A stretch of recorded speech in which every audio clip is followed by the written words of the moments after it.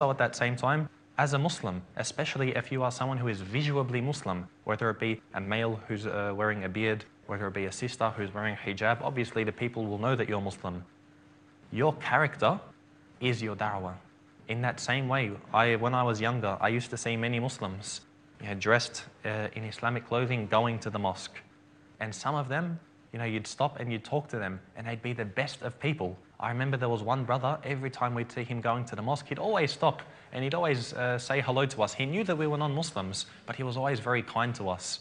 And it's actually interesting that over time, we saw this man as a figure of everything that was moral. So for example, when we were younger, if we were making trouble, we'd see this man coming and we'd stop making trouble. Even though we weren't Muslims, we'd even sometimes, when we'd go to the local alcohol store to buy some alcohol, we had to go home past the mosque. So from the alcohol store to our home, we had to pass the mosque.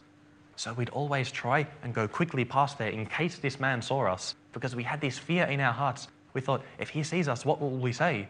Even though for us, as non-Muslims, it was permissible, it was halal for us to drink alcohol, we had this fear of this man because he was someone who was so kind to us. He was someone who was so generous. Sometimes when we were sitting around, he'd come and he'd bring us food from the mosque. This was a man who no doubt was a bridge to Islam. He was someone who showed us the good character of a Muslim. He was someone who made us love Islam. So much so that when we'd see people doing activities at the mosque, like one time there was someone who had done some graffiti, some spray paint over the fence of the mosque. We saw this man and some others cleaning the fence. And even though we weren't the ones who did this, we felt bad, so we began to help them. There was a love between us just because of this character. In that same way, you can have a character which turns the people away from Islam. Many Muslims that I met, they would have the worst of characters. They would steal from you, they would lie to you, they would do all of the things that a Muslim shouldn't be doing. And you'd say to them, as a Muslim, should you be doing this? And they would freak out. I'd say, you're being a bad Muslim. And they'd say, you can't tell me if I'm a bad Muslim or not. This isn't up to you. You're a non-Muslim. What do you know? Leave me alone. Don't tell me anything like this. Don't advise me. So this is a character which turns you away. You think, why would I want to be one of these people?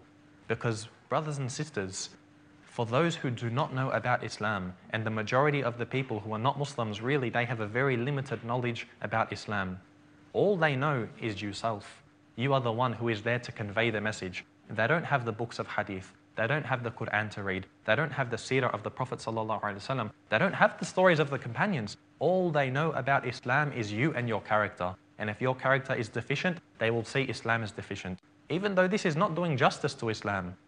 Fortunately, if I saw the bad character of Muslims, I would do justice. I would say, well, maybe that's what they're doing, but I want to see what Islam says. But many people, they don't have access to learn about Islam, nor do they have the desire to learn about Islam. So really, they're accepting Islam, they're learning about Islam, their understanding Islam is upon your shoulders.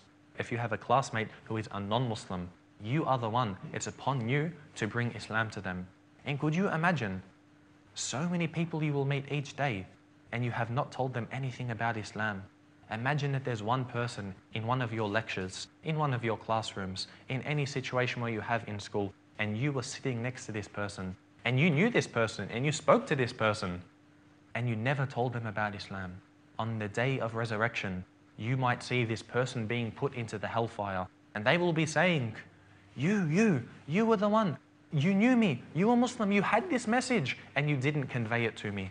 Could we imagine this, the severity, subhanAllah?